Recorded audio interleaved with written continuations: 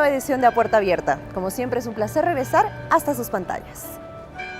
Hoy conoceremos la Ley del Patrimonio Cultural en Bolivia y en el hall de la Vicepresidencia se presentó el libro La palabra socialismo en Bolivia, siglo XIX. Para finalizar conversaremos con el ministro de Justicia y Transparencia Institucional, Héctor Arce, sobre temas de vital importancia para nuestro país.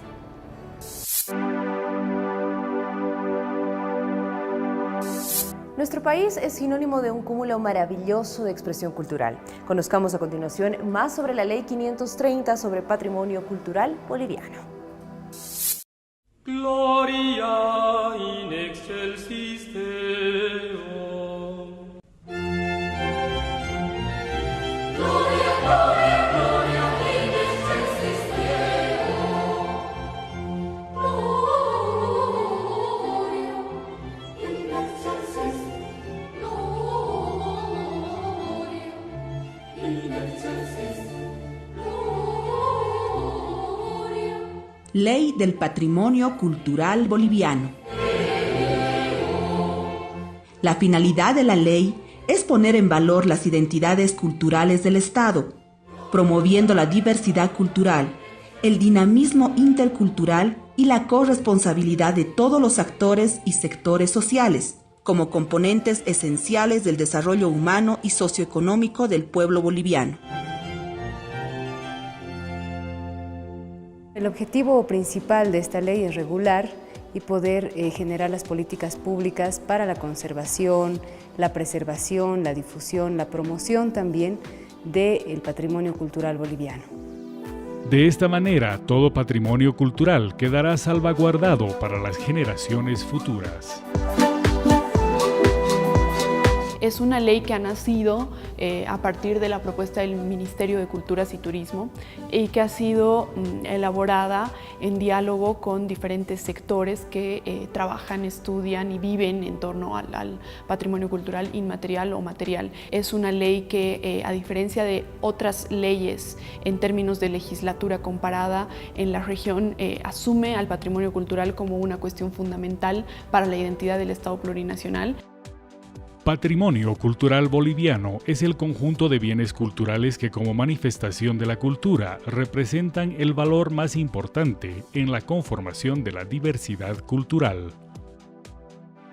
Bueno, el patrimonio cultural es un tema muy complejo y muy amplio, pero se clasifica. Gracias a esta clasificación nosotros podemos entender y acercarnos un poco más a qué consideramos patrimonio. El patrimonio se divide en el patrimonio cultural, ¿no? También está el patrimonio paleontológico, el patrimonio arqueológico y dentro del patrimonio cultural también tenemos el patrimonio material e inmaterial. El patrimonio material se clasifica en mueble e inmueble. El inmueble sobre todo va regido a las iglesias, a las casas, a las infraestructuras que son inamovibles dentro de un territorio determinado. Y el patrimonio mueble sí son los objetos que son susceptibles a traslado. Están los cuadros, las vasijas, ¿no? Está todo el material lítico, oro, sobre todo va dirigido a ese tipo de especialidad. El patrimonio cultural inmaterial, entendido como los usos, prácticas, representaciones, expresiones, conocimientos y técnicas que las naciones y pueblos indígenas, originarios, campesinos, comunidades interculturales y afrobolivianas reconocen como parte integral de su identidad. Como son los saberes ancestrales, festividades, todo ese cúmulo de manifestaciones y elementos somos nosotros los que heredamos. Desde ese punto sencillo se podría explicar de lo que es el patrimonio.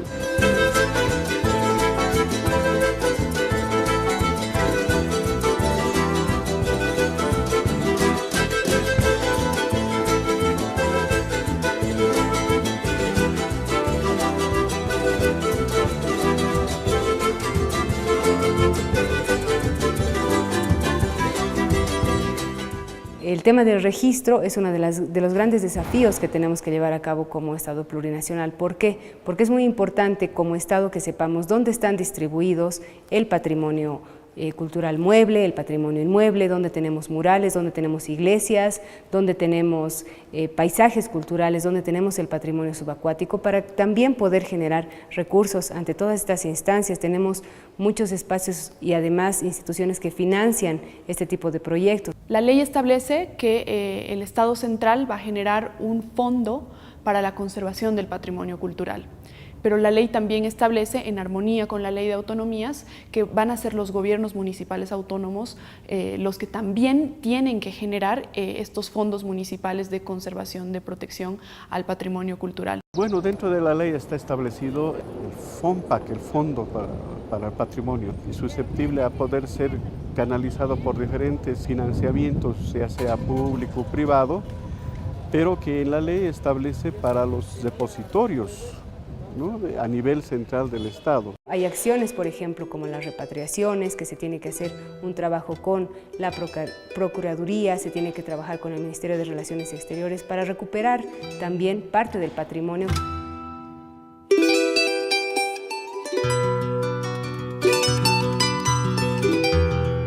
Y es una gran alegría entregar a presentar nuestro Dios de la abundancia, que es el Queco, Illa del Queco, que vuelve de 157 años. Nuestra tarea, una misión que tenemos, es cómo movilizarnos a poder, si el término exacto, repatriar o recuperar nuestro patrimonio que está fuera de Bolivia.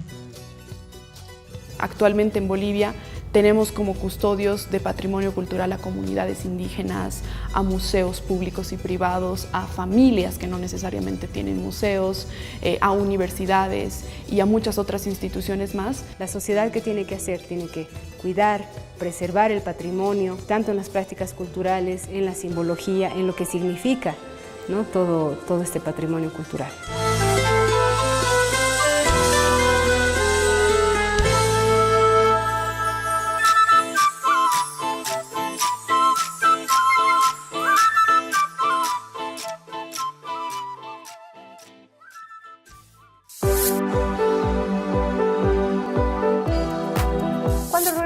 Les mostraremos la presentación del libro a cargo del Centro de Investigaciones Sociales en el hall de la Vicepresidencia acerca de la palabra socialismo en Bolivia, siglo XIX.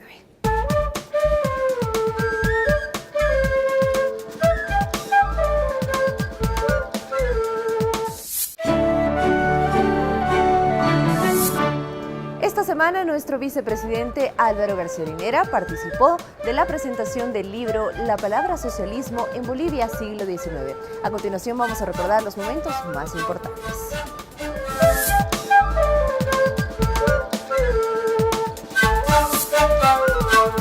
La Paz, Bolivia, con más de 700.000 habitantes.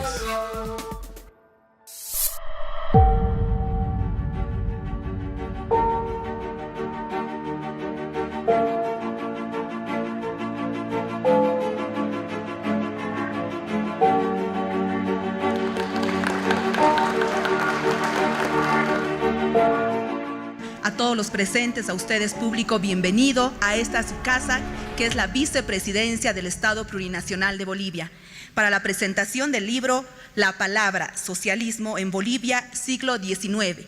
La obra forma parte de una línea de investigación de las tres que manejamos, que denominamos teoría e historia.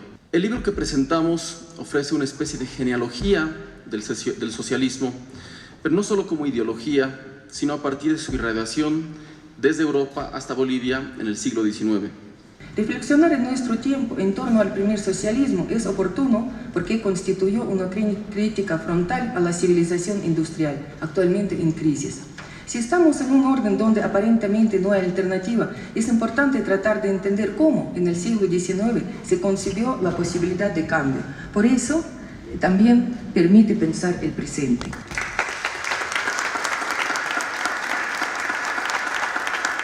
En Bolivia se formó un movimiento político inspirado en las ideas europeas del socialismo y liberalismo igualitario y social. En el libro que presentamos están analizados el carácter y rasgos ideológicos del gobierno plebeyo de Manuel Isidro Belzo. También se habla del movimiento democrático popular urbano en el periodo de los 70, de la democratización de la sociedad posterior a la dictadura melgarejista. El texto finaliza con el análisis de un fenómeno regional del movimiento popular igualitario en Santa Cruz, donde las ideas del socialismo romántico encontraron un suelo propicio en el proceso de resquebrajamiento de las bases de la vida patriarcal de las mayorías populares. Socialismo y comunismo serían como una especie de invariantes históricas que han acompañado a la humanidad, pero que han variado en función de las características locales, de los momentos históricos en los cuales se está viviendo, de las clases sociales y de sus condiciones de vida que están sufriendo el agobio, pero a la vez están despertando la esperanza. Este primer socialismo que llama el autor ya comienza a escindir y a dividir el campo político de las ideas. Introduce el concepto de socialismo, por lo tanto el concepto de izquierda, y por lo tanto el concepto de justicia, y por lo tanto el concepto de igualdad, como un primer polo de organización de las ideas políticas de la sociedad. Yo quiero destacar, con el ánimo de pedirles que lo lean, el texto de Andrei brinda esta historia de las ideas revolucionarias, socialistas, comunistas en el continente, y por eso nos sentimos muy contentos que el CIS haya podido editar este texto del profesor. Pienso que es muy importante que la población pueda acceder a ese tipo de información, ya que ayuda a crear el consciente social que todo debe tener, ¿no? Me parece que es un gran aporte no solo para Bolivia, sino también para países hermanos latinoamericanos, y este libro nos da a conocer mucho de la historia que no todos sabemos.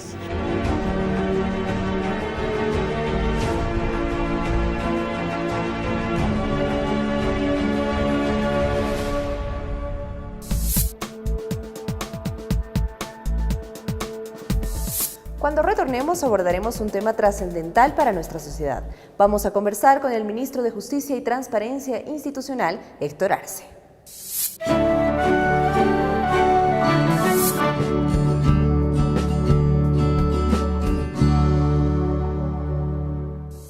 Hoy en La Puerta Abierta nos acompaña el ministro Héctor Arce, ministro de Justicia y Transparencia Institucional. Ministro, muchísimas gracias por recibirnos, por regalarnos su tiempo para hablar de un tema tan importante. Buenas noches, Lueni. Un placer estar en este programa tan importante y compartir con ustedes temas importantes referidos a la Administración de Justicia. Ministro, la justicia es un tema pendiente en nuestro proceso de cambio. ¿Cuáles son los pasos que se van a seguir para alcanzar esta transformación tan necesaria? En algún momento dijimos, Lueni, la gran tarea pendiente del proceso de cambio es la transformación, renovación, superación de la Administración de Justicia. Han pasado más de 10 años de transformaciones económicas, sociales, políticas, pero ha quedado una tarea pendiente que es fundamental porque no puede haber, en nuestro criterio, una revolución en general al margen de una revolución y transformación de la justicia. Y en Bolivia siempre ha habido una tendencia conservadora en lo que hace al derecho, en lo que hace la Administración de Justicia. Si ha habido un sector verdaderamente difícil de que le lleguen las transformaciones, incluso las revoluciones o los cambios políticos que se dieron en la era republicana, ha sido el sector de la justicia. Una justicia derivada, una justicia copiada de otras realidades, una justicia formal, una justicia llena de ritualismos, de formalismos, una justicia que no estaba a la expectativa y no cubría las expectativas de lo que la sociedad boliviana necesitaba. Y al mismo tiempo ha sido el sector más difícil de transformar. Las grandes transformaciones que se han dado en el Estado boliviano, por ejemplo la constitución del Estado liberal y la democracia liberal después de la Guerra del Pacífico en el año 1880 adelante, o el constitucionalismo social de 1938 después de la Guerra del Chaco, o la Revolución del 52 que trajo grandes transformaciones, no han podido penetrar jamás una estructura muy dura, muy cerrada, como es la Administración de Justicia. Y nuestro proceso, este proceso de cambios y transformaciones tan grandes que vive el país, más allá de todo lo que hemos mencionado que ha hecho, más allá de haber conquistado incluso una imagen internacional envidiable como es la que ahora tiene Bolivia, tiene esa gran tarea pendiente. Tiene la tarea pendiente de lograr una verdadera revolución, transformación en la justicia, y por supuesto en eso estamos empeñados. Creo que el presidente Evo, todo nuestro gobierno, ha volcado sus ojos ante este importante servicio público, esta importante función del Estado, y hemos tomado conciencia de lo que decíamos, ¿no? No puede haber una verdadera revolución social, política, jurídica y económica al margen de una revolución y una transformación en la administración de justicia. Ministro, usted hablaba acerca de la nueva constitución política del Estado que está basada en la realidad de lo que es en sí nuestro país. Ya se han lanzado 5 leyes fundamentales, hay leyes futuras, hablemos un poco sobre esas también. En nuestro país, en la década de 1830, Andrés de Santa Cruz y Calahumana, el organizador del Estado republicano, aprobó una serie de códigos, el Código Criminal, el Código Civil, el Código de Procederes, el Código Mercantil, que eran todos copiados de la legislación francesa. A tal extremo llegó la característica de copia que tenían esos códigos que había un artículo que no pudo ser traducido y se quedó así, se quedó en blanco. Estas leyes rigieron por más de 100 años. En la década de 1970, 140 años después, un gobierno dictatorial, el gobierno del general Hugo Banzer Suárez, conformó una comisión de legislación, Consejo de Legislación se llamó porque no había parlamento, y ellos trabajaron una nueva codificación en el país. Esta nueva codificación también fue derivada, ya no francesa, sino más italiana, más española.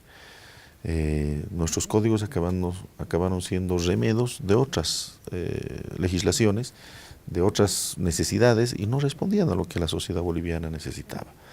Esos códigos, en muchos casos, como el Código Civil, el Código de Comercio, siguen vigentes hasta nuestros días. Ha llegado pues el momento que con una nueva constitución política del Estado, con una nueva visión del país, con un nuevo pacto social y político, ha llegado el momento de construir una codificación verdaderamente nuestra, verdaderamente representativa de lo que la sociedad boliviana necesita en materia jurídica. Esa fue la tarea que nos propusimos a la cabeza de nuestro vicepresidente, el vicepresidente Álvaro García Linera, a partir del año 2010, construir. Y el anterior periodo constitucional ha dejado un paquete de 5 normas fundamentales. Un nuevo Código Procesal Constitucional, que es el primero en Bolivia y el segundo en Latinoamérica. Solamente Perú tuvo un Código Procesal Constitucional antes.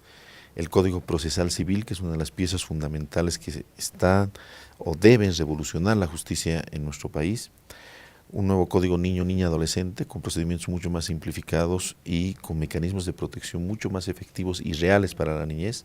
El Código de las Familias y del Proceso Familiar, como se llama.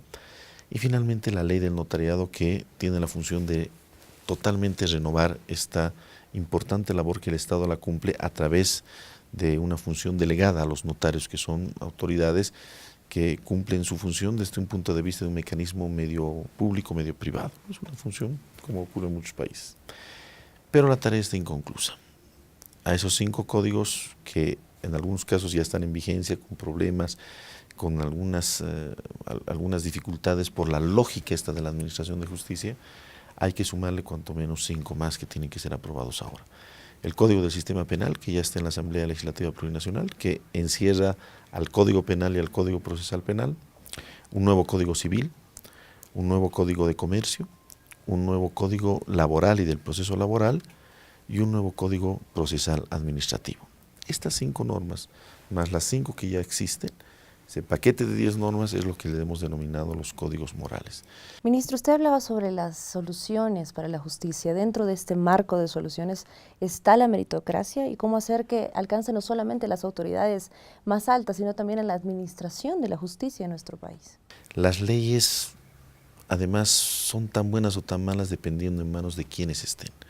Lo más importante en materia de la justicia, además de las leyes que tienen su importancia, pero lo más importante son las personas, los seres humanos, porque solamente el ser humano puede administrar justicia, porque solamente el ser humano está capacitado y facultado para desarrollar esta gran función que es la de solucionar los conflictos y las tensiones que existen en una sociedad con orientación a la justicia.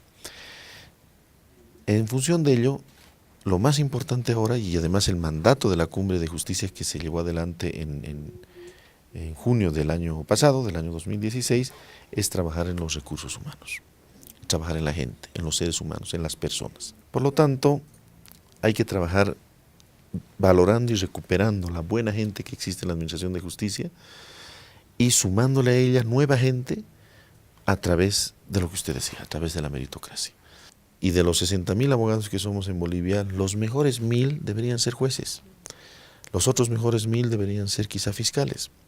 Los siguientes 1.000 deberían ser los notarios. Es decir, quienes administran justicia, quienes ejercen la profesión del derecho en la función jurisdiccional o fiscal o notarial o de la magistratura deberían ser los mejores, la crema de lo que seamos los abogados.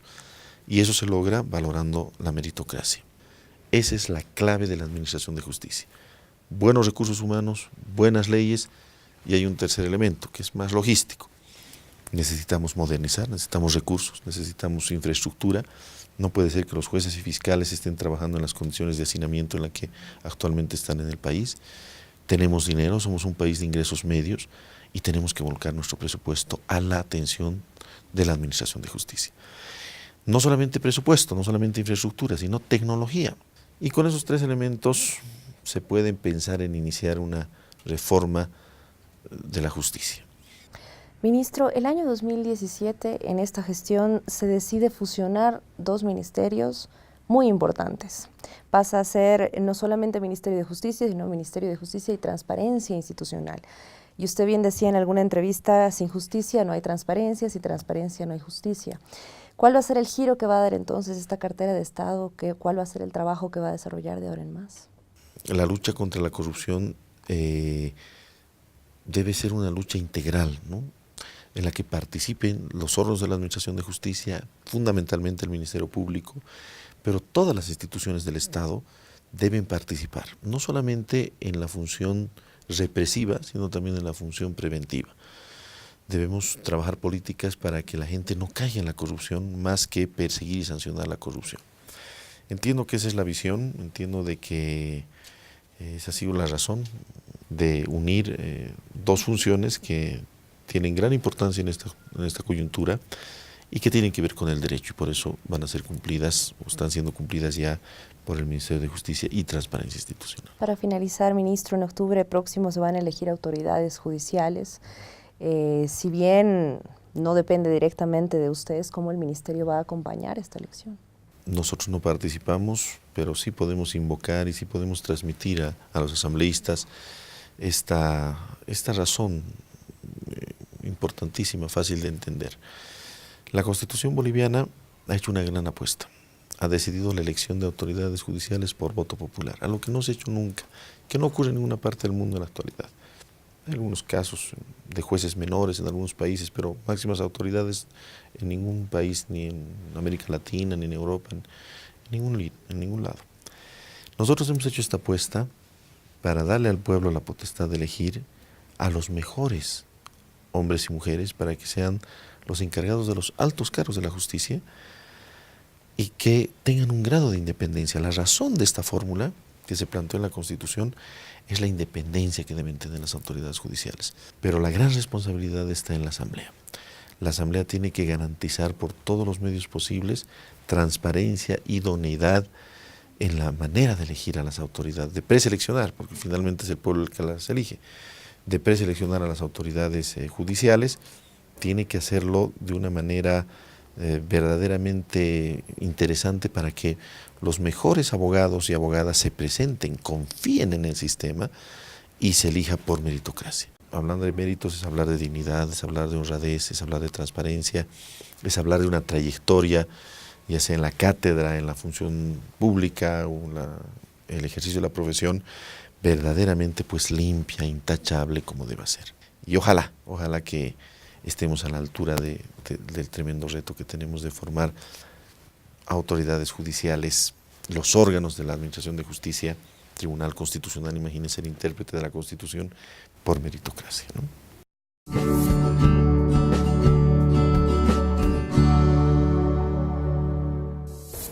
Es una labor conjunta la que debemos encarar como ciudadanos, sobre todo respetando nuestras normas y leyes. Recuerde que puede seguirnos a través de nuestras redes sociales y que tenemos una cita la próxima semana.